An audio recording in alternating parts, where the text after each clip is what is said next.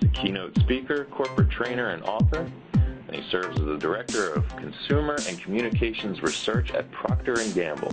Well, speaking of resources, the author of a new book has compiled some resources to help you grow your company and your company's leadership.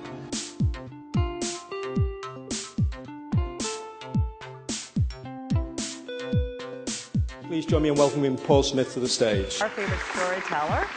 We'd like to introduce the one, the only, Paul Smith! It's pretty high expectation with that cheer. I like that. So this is my favorite part of the event, not just because it's almost over, but because I get to the honor of reflecting back on a couple of days and sharing. His brother sells rectangular tables. That's the best answer I think I've ever heard.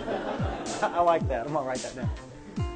Telling people a story, and the conclusion is, if you want to be successful, get lucky. That's not very helpful. So experience is always the best teacher, but story is a close second, and everything else is a distant third. And of course, I have to start by telling you a story. Welcome back to Good Morning Arkansas, live look on our high-definition Milton heat and air camera across West Little Rock. We want to welcome Paul Smith. Thanks for coming on the show today. Thanks for having me. Normally you think of leadership and your boss is telling you what to do, right? But you have a unique way of going about this. So for example, a colleague of mine that's a consumer researcher like me back in the 80s, he was working on a brand of cooking shortening, so like Crisco that would come in those big tubs, you remember those? Oh, yeah. And so they were trying to figure out why people were still buying lard and cooking with lard when it was been proven over and over again that shortening is much better for you. And so they were interviewing this one woman, and she said something that just surprised them. She said, well, I know that shortening is healthier, but it's better for my kids if I buy lard. And of course that made no sense to them, so we had to ask, well, why would that be? And she said, well, if I buy shortening, I can't afford to buy milk. And I got growing kids and they need their milk instead of just drinking tap water, so I buy lard and milk. Now, you can imagine Jim, my colleague, that like hit him right here. You know, I mean, it's the first time he'd really understood the difficult choices a struggling single mom has to make with the expensive price of his product. And so they interviewed hundreds of people, and I'm sure they wrote up a fancy research report with a bunch of statistics on the answers, but that story that he told about that one woman back at the office made a much bigger difference in getting people to think about, you know, maybe we should lower the price of our product than all the statistics in the research report. So stories are great at helping them make that realization. And again, here's an example where telling the story respects the audience, because you're not telling them you need to give your people more latitude. You're telling them a story and letting them come to that conclusion themselves. I've had several opportunities in my career to present to A.G. Lafley, and the first one I'll never forget. I was the first item on the agenda. I had about 20 minutes to give my pitch, and so I got there early, and I set up my computer and all the AV stuff. I wanted it to be right. It was one of that round room in the executive conference room of the 11th floor, and the table's round, the walls are round, the doors are round. So I went and set up where I'm supposed to, and AG comes in, and he goes to sit down, and he skipped all these available seats out here, and he came in and he sat right back here with the screen that I was going to project on right behind him. And I thought, ew, that's not going to be good. The guy's going to be looking over his shoulder the whole time. He's going to get a crick in his neck. He's not going to be happy. He's not going to like my idea, therefore. It's just not going to go well.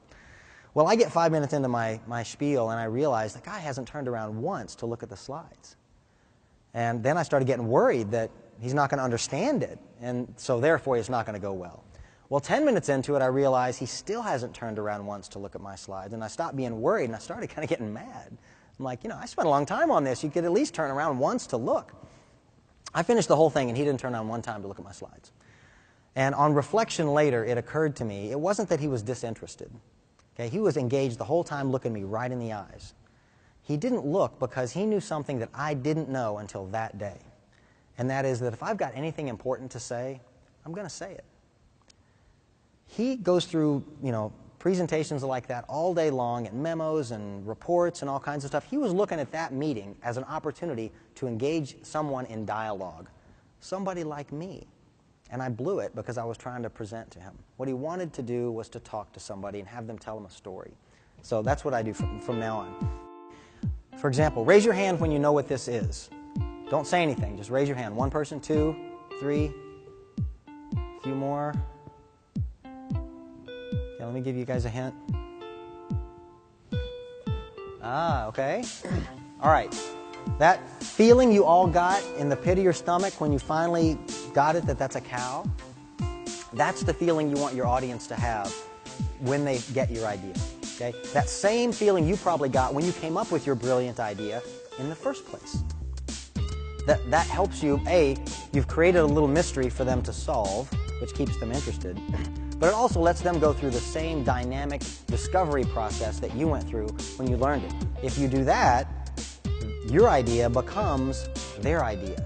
My suggestion is not that storytelling is always the best thing to do, and you should never do anything but storytelling. I think that we default to our other methods of communication 95% of the time, and rarely do we, in general, tell stories. And I think it ought to be the other way around. Most of my stories come from my life, my work, and that's where most of your stories will come too. You know, most of you have been through situations where you saw something happen that was very compelling, and it changed everybody's opinion and really made the day, and that's when the boss really accepted the conclusion and the recommendation, but you just didn't go write it down. I write them down. When those things happen, what I've realized is to be an effective leader, not only do I need to be good at telling stories, but I need to have those stories to tell. So I actually create my own little database of stories. When something really interesting happens, or I hear a great story from somebody else, if you tell me one in the hallway, I'll go write it down. And then I've got that story to come out when I need it. So like most people keep databases of all of their research or their financials or whatever, I keep a database of stories. And I think it's important for leaders to do that.